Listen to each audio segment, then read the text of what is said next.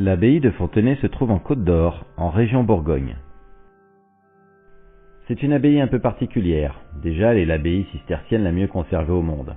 Ensuite, elle est classée par l'UNESCO au patrimoine mondial. Enfin, elle a vu passer de grandes personnalités et est aujourd'hui un lieu de patrimoine visité par plus de 100 000 personnes par an et souvent le décor de nombreux grands films. Tout commence en 1112, soit 14 ans après la fondation de l'abbaye des Cîteaux, et donc de l'ordre des cisterciens. Saint Bernard de Clairvaux, qui est issu d'une famille aristocrate bourguignonne, décide de rejoindre les cisterciens. Il a alors 23 ans. L'ordre est basé sur les règles établies au VIe siècle par saint Benoît, les fondamentaux des bénédictins, c'est-à-dire la pauvreté, la solitude et l'autarcie. Saint Bernard est charismatique et amènera avec lui jusqu'à 30 personnes, amis ou membres de sa famille, et il permettra donc à la communauté de s'épanouir rapidement. Son grand-père est le seigneur de Montbard, et naturellement il obtient des terres pour construire une nouvelle abbaye. Mais le terrain est un vrai marécage, et les moines vont devoir travailler à l'assainissement des terres avant de pouvoir commencer la construction. Fontenay vient d'ailleurs du nom latin Fontenarum, qui signifie « qui nage sur les sources ». En 1118, l'abbaye est fondée, et pour la petite histoire, l'ordre des cisterciens fondera en tout 341 abbayes rien que durant la vie de Saint Bernard de Clairvaux, dont on peut retenir entre autres Trois-Fontaines et Foigny. L'abbaye de Fontenay verra passer en 1139 Ebrard, évêque de Norwich, qui s'y cachera pour fuir les persécutions dont il était la cible en Angleterre. Sa fortune financera d'ailleurs l'église en partie, cette église qui sera consacrée par le pape Eugène III en 1147. Un siècle plus tard, en 1259, Saint Louis exempte l'abbaye de Fontenay de tout droit fiscal, et en 1269, elle devient abbaye royale. À la Révolution française, les moines seront chassés des lieux, les 8 derniers quittant l'abbaye en 1790. Elle sera ensuite vendue et transformée en papeterie par son premier acheteur, M. Hugo. En 1820, l'abbaye sera rachetée par Élie de Montgolfier, descendant des inventeurs du célèbre ballon, qui reprendra l'activité de papeterie. En effet, la famille Montgolfier est à la tête d'une puissante entreprise de papier nommée Canson-Montgolfier, qui donnera naissance à la marque Canson que l'on connaît aujourd'hui, d'où le logo qui représente une montgolfière stylisée. En 1838, l'inventeur des ponts suspendus, Marc Seguin, résidera à l'abbaye pour y effectuer ses recherches.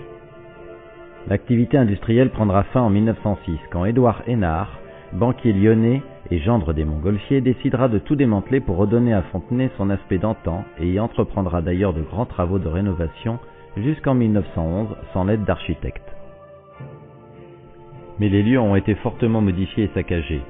Une chaudière avec sa grosse cheminée de briques a même été érigée contre l'abbatiale devenue vulgaire entrepôt.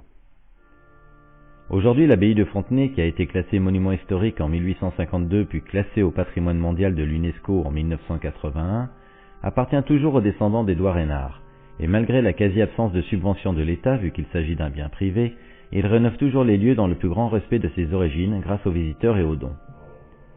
L'abbaye sert occasionnellement de décor de cinéma. On nommera pour l'exemple Angélique marquise des Anges en 1964 ou Angélique et le Roi en 1966, Cyrano de Bergerac en 1990 avec Gérard Depardieu, ou encore La Reine et le Cardinal en 2008 pour la télévision. Découvrons cette église à la façade dépouillée, construite en 1139, et au porche détruit au XVIIIe siècle. Construite selon le plan d'une croix latine, elle est orientée vers l'est et possède 2 collatéraux, et sa voûte est en berceau brisé. De style roman, elle a été volontairement construite avec le minimum de sculpture et de détails, comme le voulait Saint Bernard de Clairvaux. Le sanctuaire de l'église est pavé de carreaux émaillés datant du XIIIe siècle, et on peut supposer qu'il couvrait à l'époque toute la nef.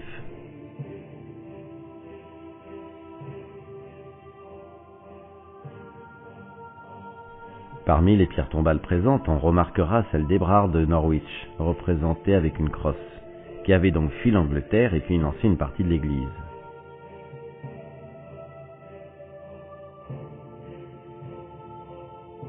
Au mur, on remarquera un rétable, ornant sans doute à l'origine l'autel, représentant diverses scènes de l'Évangile, dont la Nativité.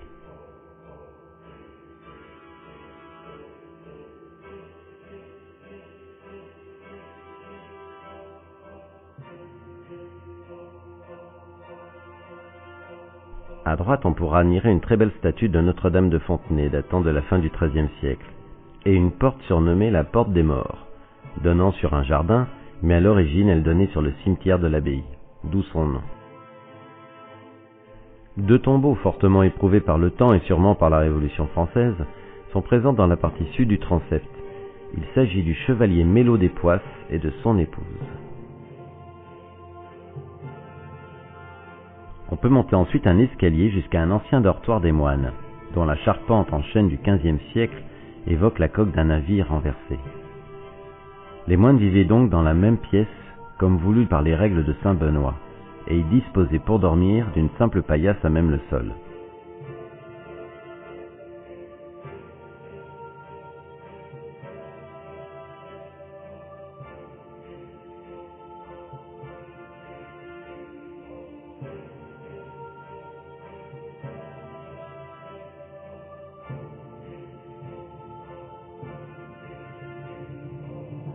Le cloître, lieu où les moines pouvaient lire et accomplir diverses tâches, est un jardin magnifique en plein cœur de la partie monastère, d'où l'on peut admirer toute la puissance de la sobriété des bâtiments.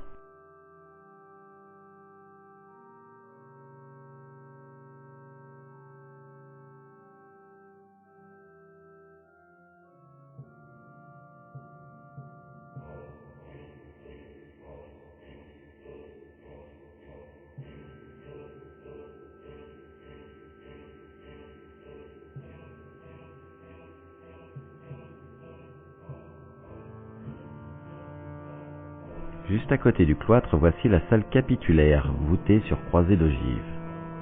C'est ici que les moines se réunissaient quotidiennement pour lire les recueils de la bibliothèque ou parler des affaires courantes. Dans le prolongement de la salle capitulaire, la salle des moines, sans doute réservée aux moines copistes qui étaient chargés de recopier et d'enluminer les manuscrits.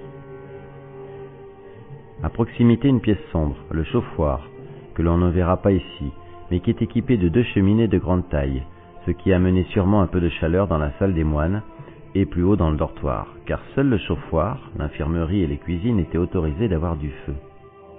En passant par le jardin des Simples, on accède ensuite à la forge, bâtiment de 53 mètres de long construit à la fin du XIIe siècle et qui servait aux moines à fabriquer des outils vendus aux alentours. En effet, les moines extrayaient du minerai de fer d'une mine située sur une colline dominant l'abbaye. Grâce à une dérivation de la rivière de Fontenay le long du mur sud de la forge, une roue à aube actionnait de grands marteaux hydrauliques pour battre le fer. On constate encore la présence d'un foyer datant du XIIe siècle et en partie rénové, doté d'une prise d'air arrière, mais en regardant de plus près, on voit encore un grand renfoncement à droite de ce foyer, preuve qu'il existait bien un second foyer à l'époque. Aujourd'hui, la roue est toujours en fonction, mais bien sûr, elle n'actionne plus les marteaux hydrauliques.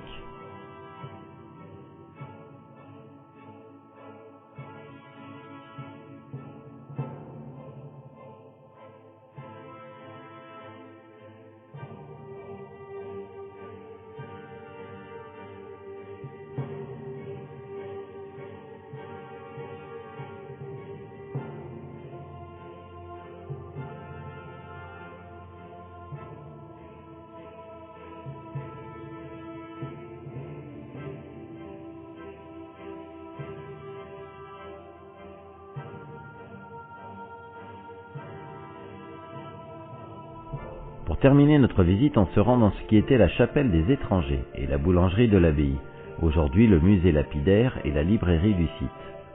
En effet, certains visiteurs n'avaient pas le droit de pénétrer dans l'enceinte même de l'abbaye et donc étaient logés ici. La boulangerie a encore sa cheminée cylindrique. Ici, les moines pouvaient non seulement préparer leur pain, mais aussi leur repas, fait de légumes mélangés avec de l'eau, du lait, du sel et du gruau.